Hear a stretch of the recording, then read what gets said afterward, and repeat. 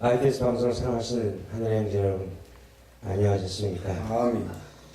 자, 오늘은 저와 여러분께서, 그리고 또 세상 사람들이 늘 얘기하는 교회라는 것이 과연 무엇인가에 대해서 한번 알아보려고 합니다. 오늘날 이 한국 교회가 가장 큰 문제점이 뭐냐면, 이 교회론을 정말 제대로 정립되지 않았기 때문에 많은 문제들이 발생하고 있습니다. 우리는 이 교회를 잘 정립해야 합니다. 그래야 우리가 교회로 이 땅에 살아가야 하는 그 이유와 목적을 잘 정리할 수 있습니다. 비가 오니까 오늘 또 말이 또 꼬이네요. 이게 아직도 빨리 좀 이 말이 발음이 좀 제대로 나와야 될 텐데, 비만 오면 서서히 몸이 굳어져요. 그냥 오늘 좀 이해하고 들으십시오. 약간 말이 버벅거리더라도 우리는 교회라고 하면 흔히 건물들을 떠올리곤 합니다. 일반적으로 사람들은 빨간 벽돌로 세워진 붉은 네온 십자가가 침탐에 걸려있는 건물을 교회라고 그렇게들 생각을 합니다. 그리고 그 건물을 성전이라고도 합니다. 그래서 각 교회마다 성전 건축을 위한 헌금을 강요하고 있습니다. 교회는 건물이 아닙니다. 교회는 에클레시아라는 이름이 말해주시지, 세상으로부터 건져내어진 거룩한 무리, 하나님의 백성, 즉 성도, 바로 우리의 몸을 교회라고 하는 것입니다. 아멘.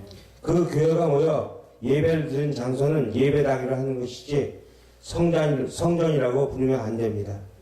성전이라는 말은 하나님이 계신 전을 성전이라고 합니다. 근데 지금 어느 건물에 하나님이 계십니까? 구약의 이스라엘처럼 그 성전에 계십니까? 바로 우리들 안에 들어와 계십니다. 그러면 성전은 곧 우리의 몸인 것입니다. 하나님이 계신 곳 성전, 즉 교회는 바로 우리 자신인 것입니다.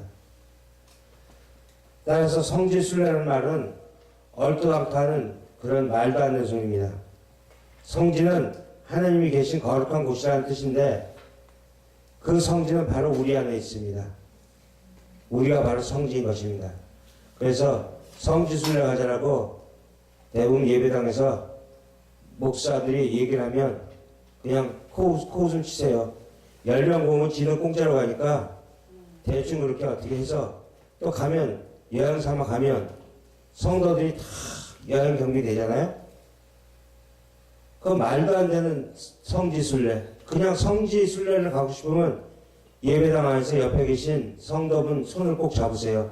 성지 갔다 온 겁니다. 크게 다르게 생각하지 마세요. 사도 바울이 교회들에게 쓴 편지들을 우리는 서신서라고 합니다. 그 서신서의 인사말들을 보면 우리가 확실하게 알 수가 있습니다. 갈라디아서 1장 2절, 또 빌립보서 1장 1절, 에베소 1장 1절을 보면 갈라디아에 있는 교회들에게, 빌립보에 있는 성도들에게, 에베소에 있는 성도들에게 이렇게 성도들을 가리켜 교회라고 하는 것입니다. 그리고 우리는 그 교회를 가리켜 성전이라고 하는 것입니다. 고린도전서 6장 19절로 가보겠습니다. 너희 몸은 너희가 하나님께로부터 받은 바 너희 가운데 계신 성령의 전인 줄 알지 못하느냐? 너희는 너희 것이 아니니라. 아멘. 이렇게 바로 성도들이 교회이며 성전인 것입니다. 하나님은 죄와 함께 거하지 못하시는데 우리 안에 계시는 것이 뭐 때문에 그럴까요? 사람들 그런 질문들을 많이 해요. 특히 목사님들이 그런 얘기를 해요. 하나님이 죄와 함께 하지 못하는데 우리 인간들은 전체가 다 죄 덩어리인데 어떻게 그 안에 있다는 그런 말도 안 되는 소리를 하냐라고 그런 얘기들을 해요.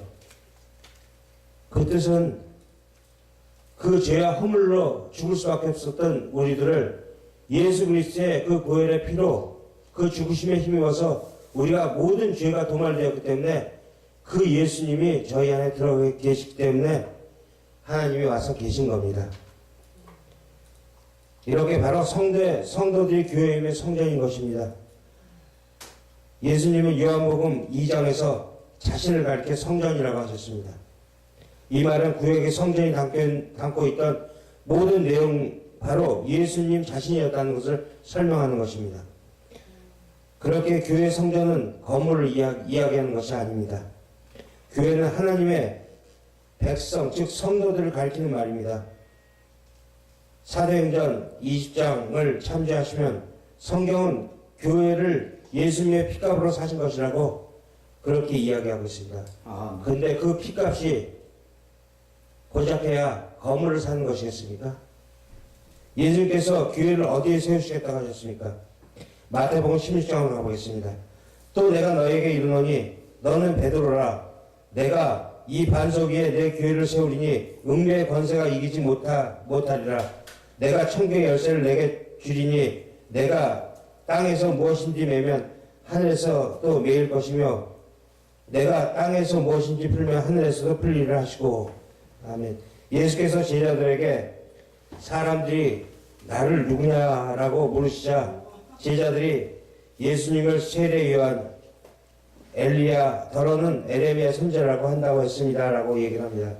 그랬더니 예수께서 제자들에게 그럼 너희들은 나를 누구냐고 이렇게 물어보시자 베드로가 주는 그리스도시요 살아계신 하나님의 아들이라고 대답했습니다. 예수께서 베드로를 칭찬하시고 바요나 시몬아 내게 복이 있도다. 너에게 그 고백을 하시게 하신 이는 하나님이시다라고 말씀하시면서 베드로에게 이는 베드로라 내가 이 반석 위에 교회를 세우겠다. 그리고 천국의 열쇠를 주겠다. 그 천국의 열쇠를 가진 자가 땅에서 풀면 하늘에서 풀리고 땅에서 매면 하늘에서 매인다라고 말씀하셨습니다. 이 구절을 카톨릭 교황권을 근거로 삼는 그런 구절입니다. 카톨릭이.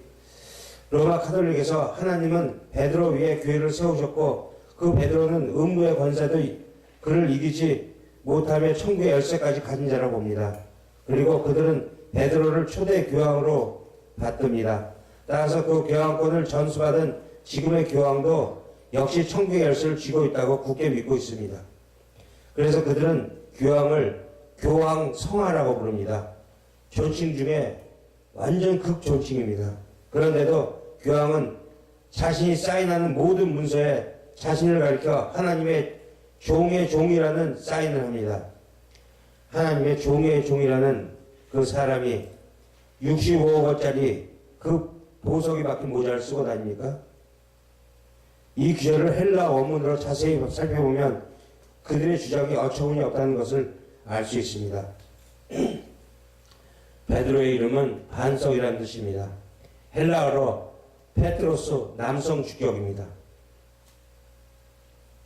그런데 예수님께서 베드로에게 너는 베드로라 내가 이 반석 위에 교회를 세우리라고 말씀하신 이 반석은 여성 명사입니다. 이 반석이 베드로를 받는 것이라면 명사의 성이 같아야 합니다.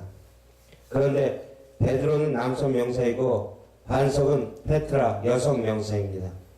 그럼 이 반석은 다른 것을 받는다는 것이라는 것을 알게 됩니다. 그게 무엇일까요?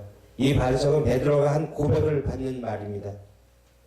정확히 말하면 주는 그리스도시요 살아계신 하나님의 아들입니다라는 고백을 한 베드로 위에 교회를 세우시겠다고 그렇게 말씀하신 것입니다. 잘 이해하셔야 됩니다. 주님은 단순히 베드로 위에 교회를 세우시겠다고 말씀하신 것이 아니라 올바른 신앙 고백을 한 베드로 위에 교회를 세우시겠다고 말씀하신 것입니다. 그것은 비단 베드로만을 말씀하신 것이 아니라 앞으로 장차 우리 후대까지 주는 그리스도시요 살아계신 하나님의 아들이라는 성경적 고백을 하는 모든 하나님의 백성들 위에 예수 그리스도의 교회를 세우시겠다는 말씀인 것입니다. 그 말씀은 교회는 하나님의 선택으로 주는 그런 주는 그리스도시여 살아계신 하나님의 아들이심을 고백할 수 있는 그렇게 만든 사람들이라는 말이 되는 것입니다. 그리고 그들에게 천국의 열쇠가 주어지는 것입니다. 여기서 천국의 열쇠에 대한 이해도 잘 정리하셔야 됩니다. 교회가 천국의 열쇠를 가지고 있다는 것은 교회로 부름받은 사람들은 하늘나라와 격리되어 있는 자들이 아니라 이 땅에서 천국 백성으로 살게 됨을 말하는 것입니다. 하늘의 뜻이 교회의 성도들의 삶 속에 나타나게 된다는 것입니다. 그래서 교회가 땅에서 풀리면 하늘에서 풀리고 교회가 땅에서 매면 하늘에서 매인다라고 하는 것입니다. 만약에 하덜릭이 말하는 것처럼 이 반석이 베드로 한 사람이 말씀하는 것이면 마태복음 16장 23절에 예수님이 베드로더러 사단이라고 말씀하는 것을 어떻게 이해하시겠습니까? 마태복음 16장 22절 23절을 가보면 베드로가 예수를 붙들고 가나요 가라되 쭉 말씀하시고 예수께서 돌이키시며 베드로에게 이르시되 사단아 내 뒤로 물러가거라. 너는 나를 넘어지게 하는 자로다. 내가 하나님의 일을 생각지 아니하고 도리어 사람의 일을 생각하는도다 하시고 예수께서 예루살렘에 올라가서 많은 고난을 받고 죽으실 것을 이야기하자 베드로가 예수님을 꾸짖습니다. 21절에 가나여라고 번역된 헬라어 에피티미오는 책망하다 꾸짖다라는 뜻의 단어입니다. 예수께서 폭풍을 꾸짖을 때 쓰시던 단어입니다. 그러므로 베드로는 자신의 앞날을 창창하게 책임져 줘야 할 스승이 죽겠다고 하니까 화가 나서 주님을 꾸짖는 것입니다. 그러자 예수님은 베드로더러 사단이라고 야단을 치십니다. 그리고 너는 나를 넘어지게 하는 자라고 하셨습니다. 그 말씀은 너는 나의 걸림돌이다 라는 말씀입니다. 그럼 언제든지 이렇게 사단의 도구가 되어 예수님께 걸림돌이 될 수 있는 사람 위에 교회를 세우고 그에게 천국의 열쇠를 주겠다는 말씀이 그렇게 되는 겁니다. 베드로가 어떨 때 복이 있도다 칭찬을 들었고 어떨 때 사단아 내 뒤로 물러가라는 소리를 들었는지 잘 보십시오. 베드로가 왜 사단이라는 소리를 들었을까요? 하나님의 계획과 뜻이 헤아리지 않고 인간의 생각으로 예수님을 섬긴다고 했을 때 그는 사단이라는 소리를 들었고 성경이 말씀하시는 뜻을 헤아려 주는 그 마음에서 주는 그리스도이시오 살아계시는 하나님의 아들이시다라는 고백을 했을 때 예수님께서 칭찬하는 반석이 된 것입니다. 이렇게 예수님은 지금 참 복음 예수님은 그리스도시며 바로 하나님의 아들 즉 하나님이시다라는 그 참 복음을 알고 고백하는 자들의 그 위에 교회를 세우시겠다고 말씀하시는 것입니다. 바로 그들이 천국의 열쇠를 가진 자들이고 예수님께서 그들에게 주신 것입니다. 그러면 우리가 기존에 알고 있던 그 교회가 어떤 목사님들은 그러더라고요. 아니 성경에 있지 않냐? 둘만 있어도 그 하나님이 계신다고. 아무나 둘 있으면 다 계시나요? 내 안에 그 예수가 그렇게 들어앉아서 교회가 된 자들, 그들이 둘만 있어도 하나님은 계신다고 하신 거예요. 그냥 아무나 주여 외친다고 둘 모인다고 하나님이 저희 곁에 오시는 거 아닙니다. 제발 성경을 문자를 읽으면서 착각들 하지 마세요. 그리고 그렇게 가르치지 마십시오. 부탁드립니다. 그럼 교회와 그 목사의 관계가 어떤 것일까요? 장로교 헌법 24조에 목사의 의의라는 것이 나옵니다. 1. 목사는 예수 그리스도의 양인 교인을 양육하는 목자이며 2. 목사는 그리스도의 말씀으로 교인을 깨우치는 교사이며 3. 목사는 구원의 복된 소식을 전하는 전도인이며 4. 목사는 그리스도의 설립한 율례를 지키는 자인 고로 하나님의 도를 맡은 청직이다. 위의 내용은 한마디로 요약하면 목사는 바른 말씀 전하여 그리스도의 양들을 양육하는 사람이라고 말합니다. 하나님께서는 목자를 주시는 목적을 이렇게 말씀하십니다. 에레미야 3장 15절을 보면 내가 또 내 마음에 합한 목자를 너에게 주리니 그들이 지식과 명철로 너희를 양육하리라. 아멘. 성경에 따르면 교회는 장로들이 다스리게 되어 있습니다. 그들은 치리를 맡습니다. 치리를 맡은 장로, 그 중에 치리와 말씀 선포를 함께하는 장로를 목사라고 하는 것입니다. 그러므로 목사는 바른 말씀에 근거하여 교회를 치리하며 바른 교리로 교회를 양육하는 사람입니다. 교회는 오직 하나님의 말씀으로만 성숙해야 됩니다. 갈라디아서 4장 19절 보면 나의 자녀들아 너희 속에 그리스도의 형상이 이루어지기까지 다시 너희를 해산하는 수고를 하나니 말씀은 교회를 그리스도의 형상으로 변화시켜 갑니다. 그래서 사단은 교회가 생긴 이래로 교회 안에 말씀의 비중을 약화시키는 전략을 써왔습니다. 말씀보다는 신비한 체험이나 주관적인 경험, 종교적 열심 등을 동원해서 되도록 말씀을 가까이 할 수 없게 만듭니다. 세상이 계속해서 우리에게 흥미있는 볼거리를 끊임없이 제공하고 시간 가는 줄 모르는 재미들이 그렇게 만들어서 손만 뻗으면 언제든지 쾌락의 늪에 빠질 수 있게 만들어 놓은 것은 우리 인간들로 하여금 하나님의 말씀으로부터 멀어지게 만들기 위함입니다. 목사의 딱딱한 설교보다 화끈한 성령 체험이 훨씬 덜 다운합니다. 그래야 뭔가 믿는 기분이 듭니다. 성경 공부하는 것보다 요즘 인기 끌고 있는 TV 드라마 보는 게 더 흥미롭습니다. 예배보다는 골프 치는 게 더욱더 재밌습니다. 어떻게 그 옛날 데이비드 브레이너드, 조나단 에드워드나 마틴 로이스 존스, 존 칼빈 같은 대신학자가 나올 수 있었을까요? 그때는 지금처럼 시간을 빼앗길 만한 것들이 그리 많지 않았기 때문입니다. 현대인들은 너무 바쁩니다. 그래서 주일 예배나 성경 공부할 때 설교를 길게 하는 사람은 인기가 없습니다. 심지어 주일학식까지 합니다. 오죽하면 저도 마찬가지로 신학교에서 설교학 시간에 25분에서 30분 내에 설교를 끝내라고 가르칩니다. 그렇지 않으면 성도 다 떨어진다고. 말씀을 깊이 공부해야겠다는 생각보다는 빨리 끝나고 교제하고 집에 가서 비디오 보고 게임하고 친구들과 영화 보고 외식하고 이런 것들이 오히려 우리의 생각을 점령하고 있기 때문입니다. 하나님의 말씀은 이렇게 철저히 외면당하고 있습니다. 왜냐하면 하나님의 말씀은 모두 회개하라, 천국이 가까웠다, 너희는 구원받아야 한다, 너희는 아무것도 할 수 없는 시체다, 구원받은 자답게 피 흘리기까지 싸우다, 그렇게 열심내서 살아내라, 신자에게 고난은 필수다, 그러나 끝까지 싸워 이겨라, 무엇 하나 우리를 즐겁게 해주는 것이 없습니다. 소망이라는 것이 있긴 있는데 우리 눈에 보이지 않고 손에 잡히지도 않는 천국에 대한 소망뿐입니다. 누가 좋아하겠습니까? 그런데 이런 와중에 몇 시간이고 사랑을 붙들고 그렇게 말씀을 전하는 재주 좋은 사람들이 나타났습니다. 사람들이 듣기 편하고 부드러운 그런 듣기 좋은 설교를 합니다.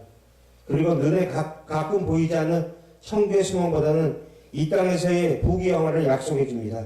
게다가 가끔 오르간 반주, 음악 반주를 울적하게 깔아놓고 속이 후련하게 울려주기도 합니다. 그리고 때때로 병도 낫게 해주고 훅 하면 막 쓰러지기도 합니다. 그들은 예수의 얘기보다 세상의 도덕과 윤리와 꿈과 비전, 성공 그런 것들을 이야기해 줍니다. 이건 눈에 보이지 않는 믿음만을 이야기하는 인기 없는 설교자들하고는 차원이 다릅니다. 눈에 보입니다. 기적이 일어납니다. 사람들은 그런 집회를 선호합니다. 그곳에는 하나님의 말씀보다 능력 있는 종이 훨씬 인기가 있습니다. 그런데 성경은 마지막 때가 되면 거짓 선지자들이 많이 나올 거라는 이야기를 합니다.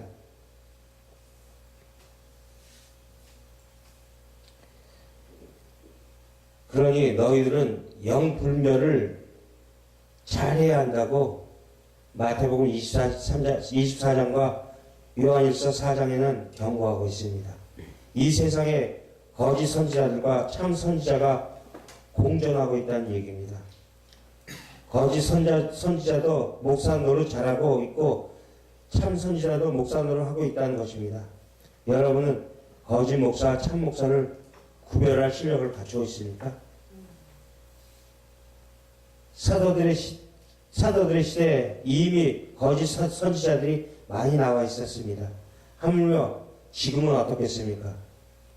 그들이 하나님의 이름으로 어떤 이야기를 전하든지 그를 에레미야 23장하고 14절 말씀으로 잘 상고해 보시기 바랍니다. 아직 복음이 뭔지 모르고 예수가 누구인지 정확히 알지 못한 사람들에게 예수 그리스도와 천국을 전하는 것이 아니라 그들이 듣고 싶은 그런 말, 평안하다, 평안하다, 아무 일 없을 거다, 다 잘 될 거다, 이런 이야기를 해준다는 것입니다. 디모데후서 4장 3절로 4절을 보면 때가 이르면 사람들이 건전한 교육을 받으려 하지 않고 귀를 즐겁게 하는 말을 들으려 하고 자기네 욕심에 맞추어 스승을 끌어들일 것입니다. 그들은 진리를 듣지 않고 허탄한 이야기로 귀를 기울일 것입니다. 진짜 하나님이 보내신 선지자들은 빨리 회개하라. 도끼가 이미 악한 열매를 맺은 나무 뿌리에 놓여있다. 거룩하게 살아라. 피 흘리기까지 노력해서 너희 구원을 이루어가라. 믿는 자에게는 고난이 온다는 등 듣긴 좋은 이야기를 한마디도 하지 않습니다. 에레미야처럼 성전에 제사 지내러 간 사람들을 막아서서 너희가 잘 봐라. 너희는 여기가 여호와의 전이라는 거짓 말을 믿지 말라라고 이런 맞아 죽을 얘기들만 하고 있습니다. 거짓 선지자들은 회중에 듣기 좋은 말만 하고 진짜 선지자들은 뻔히 당할 것인 줄 알면서 하나님의 말씀을 가감없이 전한 사람입니다. 가짜 선지자들은 회중에 듣기 좋은 말만 해주기 때문에 모두에게 인기가 있습니다. 그러나 성경은 말합니다. 모두에게 인기 좋은 사람은 가짜다라고. 누가복음 6장 26절을 보면 모든 사람이 너희를 칭찬하면 화가 있도다. 저희 조상들이 거짓 선지자들에게 이와 같이 하였느니라. 참 복음이 전해지면 가라지들은 답답해합니다. 지겹습니다. 못 듣습니다. 왜냐하면 자꾸 찔리기 때문입니다. 그래서 자기만 잘났다고 목사들을 욕을 합니다. 그리고 거짓 선지자들은 공통적으로 기적과 이사를 동원하는 것입니다. 그리고 그 힘은 사탄도 줄 수 있다고 성경이 이야기합니다. 데살로니가 후서, 마태복음 24장, 계시록 19장, 신명기 13장 이렇게 많은 곳에서 이야기를 하고 있습니다. 마태복음 7장에 우리가 주의 이름으로 선지자 노릇하며 주의 이름으로 귀신 쫓아내며 주의 이름으로 많은 권능을 행치 아니하였습니까? 라고 말하지만 주님은 그들은 모르고 그들을 모른다고 하시며 불법을 행한 자들아 이렇게 말씀하십니다. 그러므로 이적을 행한다는 것은 진짜 목사라는 근거가 되어서는 안 되는 것입니다. 애굽의 술사들도 지팡이를 뱀으로 만들었고 강을 피로 만들어버리는 기적을 행했습니다. 그 수사들도 물을 피로 만들 수 있었고 귀신 들린 여인도 사람들의 앞니를 귀신같이 마셨습니다. 사단도 그런 능력을 줄 수 있습니다. 그러나 하나님의 말씀을 진리롭게 듣고 천국의 소망을 확인하고 예수 그리스도의 은혜에 전적으로 의지하게 된 사람은 그런 이적이 필요 없는 것을 금방 알게 될 것입니다. 아멘. 그 말씀이 살아서 우리를 변화시키고 하나님의 비밀을 깨닫게 해주고 계신 그 기적을 행한 사람은 다른 기적과 이사가 필요가 없습니다. 디모데후서 3장 16절에 모든 성경은 하나님의 감동으로 된 것으로 교훈과 책망과 바르게 함과 의로 교육하기에 유익하니 여기서 하나님의 감동으로라는 테오 퀴니스토스는 하나님의 입김이 쏘인이라는 뜻으로 해석이 되어 있습니다. 하나님의 입김이 들어가자 인간의 생명이 된 것처럼 이 말씀에는 하나님의 생명력이 살아 숨쉬는 것입니다. 그래서 그 말씀이 우리를 교훈하고 책망하고 바르게 하고 의로 교육하여 성화를 시켜나가는 것입니다. 말씀을 읽지 않고 공부하지 않는 사람은 절대 변할 수 없습니다. 시편 34절 16절을 보면 너희는 여호와의 책을 자세히 읽어보라. 이것들이 하나도 빠질 것이 없고 하나도 짝이 없는 것이 없으니 이는 여호와의 입이 이를 명하였고 그의 신이 이것들을 모셨음이라. 이렇게 하나님이 직접 모시고 해놓으신 천지의 주제, 만유의 주인이신 하나님의 말씀이 있는데 왜 다른 기적이 필요합니까? 시청자 여러분, 제발 제가 간구드립니다. 제가 권면드립니다. 오직 저희가 따르고 믿고 신뢰해야 될 것은 하나님의 말씀밖에 없습니다. 그 말씀 가운데서 우리가 바로 섰을 때 그때 우리의 약함을 보시고 우리가 계속 폭로가 되잖아요. 우리의 죄가 폭로가 되면 우리는 늘 꿇어앉을 수밖에 없습니다. 그 약함을 보시고 그때 아버지가 오십니다. 내 자식의 약함을 보시고 그렇게 끌어올리셔서 천국으로 데려가서 우리의 몸을 통해서 하나님의 영광이 격발되는 거지 우리가 무엇을 해서 되는 건 아무것도 없습니다. 온전히 순종하시고 온전히 항복하십시오. 그게 여러분과 제가 살 길입니다. 오늘 굉장히 말이 좀 입이 계속 좀 마비가 계속 와서 좀 버벅거렸는데 뭐 늘 버벅거리지만 시청자 여러분 그냥 뭐 시간이 나시면 예전에 그 ITS 방송에서 황신한 목사님이 있었는데 그 놈이 중풍병 환자래더라. 그러니까 그 놈 좀 바른 말 좀 전하게 하려고 입이나 좀 풀어달라고 기도나 하자 하고 가끔 생각날 때 그냥 기도나 한번 해주세요. 네. 저도 생각날 때 시청자 여러분들을 위해서 온전한 기도를 해드리겠습니다. 그렇게 서로의 가슴 속에서 하나님의 사랑을 느끼면서 온전히 말씀 속에서 저희들을 회부시키면서 그 죄를 다 폭로시키고 오직 예수 그리스도의 그 피로서만 우리가 받을 수 있는 그 죄사함을 가슴 깊이 믿음으로 믿으시고 저희들이 마지막 소망하는 그 아버지의 나라로 함께 손 꼭 붙잡고 가는 저와 여러분이 되시길 주 예수 그리스도의 이름으로 축원드립니다. 감사합니다.